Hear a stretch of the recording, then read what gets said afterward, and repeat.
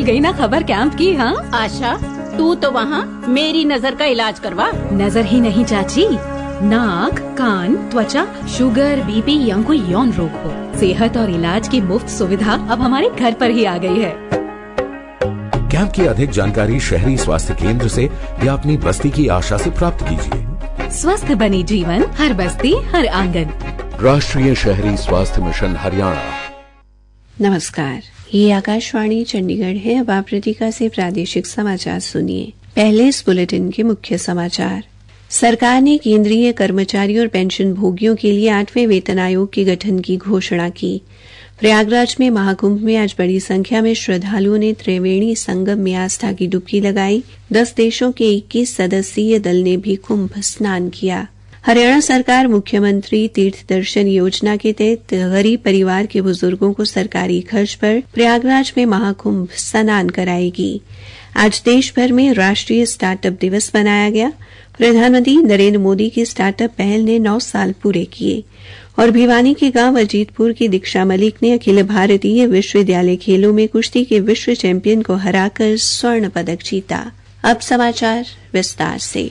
केंद्र सरकार ने आज केंद्रीय कर्मचारी और पेंशन भोगियों के लिए 8वें वेतन आयोग के गठन की घोषणा की है। प्रधानमंत्री नरेंद्र मोदी की अध्यक्षता में आज केंद्रीय मंत्रिमंडल की बैठक में यह निर्णय लिया गया। बैठक के बाद सूचना एवं प्रसारण मंत्री अश्विनी वैष्णव ने कहा, केंद्र सरकार के सभी कर्मचारियों के लिए 8th सेंट्रल पे कमीशन को मंजूरी दे दी है। 8th सेंट्रल पे कमीशन 1947 से अब तक 7 पे कमीशन हुए और प्रधानमंत्री जी ने एक रेगुलर रिदम के साथ पे कमीशन बनाने का जो एक संकल्प लिया है, उसके हिसाब से 2016 में लास्ट पे कमीशन 7th पे कमीशन स्टार्ट हुआ था, तो 2026 में इसका टर्म कंप्लीट होता है।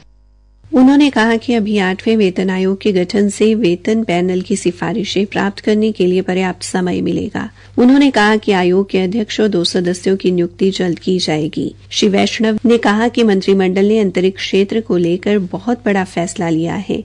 बैठक में 3,985 करोड़ रुपए की लागत से तीसरे लॉन्च पैड को मंजूरी दी गई है। उन्होंने कहा कि वर्ष 2040 तक भारत के चांद पर पहुंचने के लक्ष्य में तीसरे लॉन्च पैड की अहम भूमिका होगी। प्रयागराज में महाकुंभ के चौथे दिन भी आज बड़ी संख्या में श्रद्धालुओं ने त्रिवेणी संगम में आस्था की डुबकी लगाई। दुनिया के सबसे बड़े धार्मिक समागम में लगभग 7 करोड़ श्रद्धालु आ चुके हैं। जय महाकुंभ, जय महाकुंभ, जय महाकुंभ, जय महाकुंभ। तीसरे शाही स्नान पर 10 करोड़ से ज्यादा श्रद्धालुओं के प्रयागराज पहुंचने की उम्मीद है। आज 10 देशों के 21 सदस्यीय दल ने संगम में स्नान किया। इससे पहले विदेशी दल ने रात्रि में अखाड़ों के संतों के दर्शन भी किए। महाकुंभ में आज से 24 फरवरी तक संस्कृति का महाकुंभ भी शुरू हो गया है। हरियाणा सरकार द्वारा शुरू की गई मुख्यमंत्री तीर्थ दर्शन योजना के तहत अब गरीब परिवार के बुजुर्गों को सरकारी खर्च पर प्रयागराज स्थित महाकुंभ तीर्थ स्नान के लिए भेजा जाएगा। मुख्यमंत्री नायब सिंह ने वर्तमान सरकार के 100 दिन की उपलब्धियों को लेकर आज चंडीगढ़ में बुलाई गई प्रशासनिक सचिवों की बैठक की अध्यक्षता करते हुए ये घोषणा की। उन्होंने कहा कि वर्तमान सरकार के 100 दिन के कार्यकाल में कृषि, शिक्षा एवं स्वास्थ्य सहित सभी क्षेत्रों के विकास के लिए कई अहम कदम उठाए गए हैं। मुख्यमंत्री ने पहले 100 दिनों और अगले 5 वर्षों के जनहित के एजेंडे को बेहतर ढंग से लागू करने के लिए अधिकारियों से विस्तार से चर्चा की।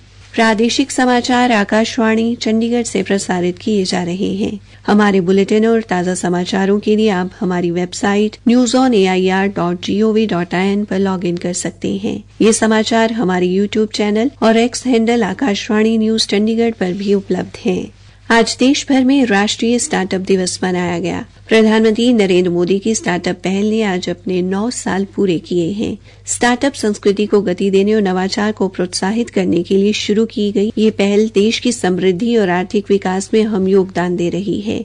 आकाशवाणी समाचार ने आज युवा उद्यमियों से बातचीत की। करनाल के काचवा गांव निवासी नितिन ललित ने देश में स्टार्टअप कार्यक्रम की शुरुआत से प्रोत्साहित होकर कनाडा से वापस आकर प्लास्टिक को रिसाइकल कर गमले बनाने का स्टार्टअप अल्फा एडवांटेज शुरू किया।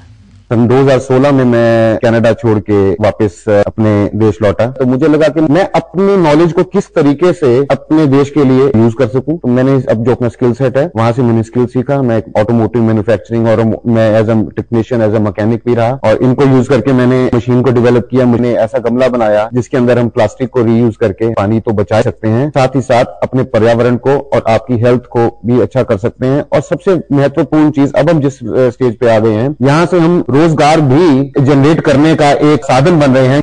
उसने आज 125 लोगों को इस रोजगार से जोड़ दिया है। उनके गमलों की ऑनलाइन अच्छी मांग है। उनके स्टार्टअप का सालाना कारोबार 65 लाख तक पहुंच गया है। वहीं हरियाणा कृषि विश्वविद्यालय की इंक्यूबेशन केंद्र की मदद से अपने छोटे से स्टार्टअप मैड ओवर मिलेट्स को आगे बढ़ाने वाली युवा उद्यमी आंचल ने बताया, हमने ये स्टार्ट करा था 2020 में, जब मिलेट्स के बारे में कोई जानता ही नहीं था। क्योंकि आज की डेट में कुछ भी आप बाजार से खरीदते हैं उसके अंदर पाम ऑयल होता है और ऐसे बहुत सारे इंग्रेडिएंट्स होते हैं जो हमारी हेल्थ के लिए अच्छे नहीं है। हमने 2020 में मिलेट के कुकीज डेवलप करे थे जिसके अंदर घी है, पाम ऑयल नहीं है, रिफाइंड शुगर नहीं है, ऑर्गेनिक जैगरी है और बहुत सारे सीड्स हैं जैसे चिया, सनफ्लावर, पम्पकिन। हम इस प्रोडक्ट को आज की डेट में दिल्ली एनसीआर में तो बहुत अच्छी तरह स्प्रेड आउट कर ही चुके हैं। उसके अलावा अब ये product across India Fabindia के थ्रू भी बिक रहा है और हमारी वेबसाइट के थ्रू भी बिक रहा है। आज उसके स्टार्टअप का कारोबार 40 लाख को पार कर गया है।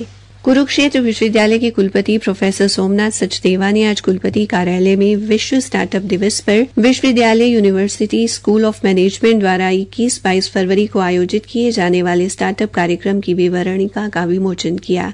कुलपति ने कहा कि स्टार्टअप द्वारा युवा नवाचार एवं उद्यमिता के माध्यम से आत्मनिर्भरता की ओर कदम बढ़ाकर देश की आर्थिक समृद्धता में अपना अहम योगदान दे रहे हैं। उन्होंने कहा कि विकसित राष्ट्र एवं आत्मनिर्भर भारत के लिए विद्यार्थियों को स्टार्टअप, नवाचार, उद्यमिता, इंटर्नशिप के माध्यम से स्वरोजगार की दिशा में अपने कदम बढ़ाने होंगे। केंद्रीय सड़क परिवहन एवं राजमार्ग मंत्री नितिन गडकरी ने कहा है कि सरकार नागरिकों के लिए सड़क सुरक्षा सुनिश्चित करने के लिए प्रतिबद्ध है। नई दिल्ली में सड़क सुरक्षा पर दूसरे राष्ट्रीय सम्मेलन को संबोधित करते हुए श्री गडकरी ने कहा कि सरकार ने कार की पिछली सीट पर बैठे लोगों के लिए भी सीट बेल्ट पहनना अनिवार्य कर दिया है और इलेक्ट्रॉनिक ब्रेकिंग सिस्टम जैसी तकनीकों पर भी जोर दिया है। श्री गडकरी ने अधिकारियों से लोगों को सड़क पर पूर्ण सुरक्षा सुनिश्चित करने के लिए सावधानियों के बारे में शिक्षित करने का आग्रह किया। भिवानी जिले के गांव अजीतपुर की बेटी दीक्षा मलिक ने अखिल भारतीय विश्वविद्यालय खेलों में कुश्ती खेल की विश्व चैंपियन को हराकर स्वर्ण पदक जीता है। दीक्षा के प्रशिक्षक मनदीप ने बताया कि 14 से 17 जनवरी तक पंजाब के बठिंडा में गुरु काशी विश्वविद्यालय में चल रही अखिल भारतीय विश्वविद्यालय खेलों में दीक्षा मलिक ने 72 किलोग्राम भार वर्ग की कुश्ती प्रतियोगिता में स्वर्ण पदक हासिल किया है। उन्होंने कहा कि दीक्षा ने यह स्वर्ण पदक विश्व चैंपियन को हराकर जीता है। दीक्षा मलिक ने कहा कि वो देश के लिए अंतर्राष्ट्रीय स्तर की प्रतियोगिता में स्वर्ण पदक जीतने के लिए जी जान से मेहनत करेंगी। अंत में मुख्य समाचार एक बार फिर। सरकार ने केंद्रीय कर्मचारियों और पेंशन भोगियों के लिए 8वें वेतन आयोग के गठन की घोषणा की। प्रयागराज में महाकुंभ में आज बड़ी संख्या में श्रद्धालुओं ने त्रिवेणी संगम में आस्था की डुबकी लगाई। 10 देशों के 21 सदस्यीय दल ने भी कुंभ स्नान किया। हरियाणा सरकार मुख्यमंत्री तीर्थ दर्शन योजना के तहत गरीब परिवार के बुजुर्गों को सरकारी खर्च पर प्रयागराज में महाकुंभ स्नान कराएगी। और आज देश भर में राष्ट्रीय स्टार्टअप दिवस मनाया गया। प्रधानमंत्री नरेंद्र मोदी की स्टार्टअप पहल ने 9 साल पूरे किए। भिवानी के गांव अजीतपुर की दीक्षा मलिक ने अखिल भारतीय विश्वविद्यालय खेलों में कुश्ती के विश्व चैंपियन को हराकर स्वर्ण पदक जीता। इसी के साथ ये समाचार बुलेटिन समाप्त हुआ। रखते मजबूत इरादे, रहते हम सबसे आगे, आने वाला समय हमारा जुगनू है हम इस दुनिया के। रखते मजबूत इरादे, रहते हम सबसे। अनीमिया की रोकथाम के लिए कक्षा 6 से 12वीं तक के किशोर किशोरियां लें हर हफ्ते आयरन की एक नीली गोली। सभी स्कूलों और आंगनबाड़ी केंद्रों में निःशुल्क उपलब्ध। अनीमिया मुक्त हरियाणा राष्ट्रीय स्वास्थ्य मिशन, स्वास्थ्य विभाग हरियाणा द्वारा जनहित में जारी।